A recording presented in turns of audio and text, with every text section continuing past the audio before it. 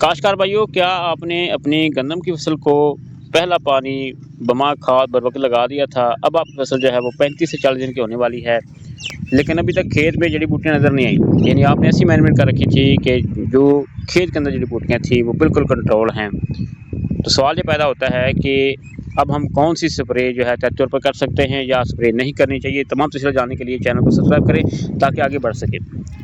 तो काश्तकार भाइयों, अगर हम गैर ज़रूरी स्प्रे करते हैं तो उससे होगा ये कि दवा, मजदूरी और पानी के अखराजात जो है वो बढ़ जाएंगे।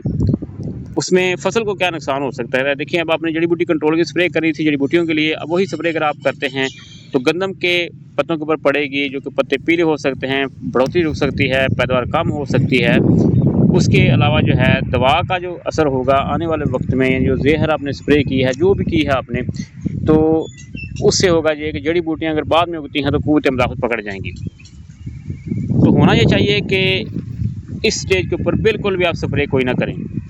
साइंटिफिक और माशी बुनियादों के ऊपर के जवाब देखें तो आप बिल्कुल कोई स्प्रे ना करें, यानी ज़रूरत नहीं है स्प्रे करने की। इसका हल ये है कि खेत की निगरानी करते रहें, हर 5 दिन बाद 7 दिन बाद जो है मुआयना करें।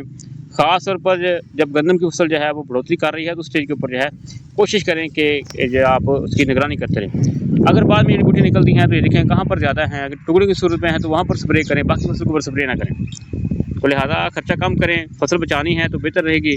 अगर दरेग स्प्रे कर देंगे और गैर स्प्रे करेंगे तो ज़मीन की सेहत भी ख़राब होगी, जो कारामद ज़मीन में मादे होंगे वो मुतासर होंगे। तो लिहाजा आप जो है इस चीज़ को पले बांध लें कि आपने जो है गैर ज़रूरी जड़ी बूटी स्प्रे नहीं करनी है।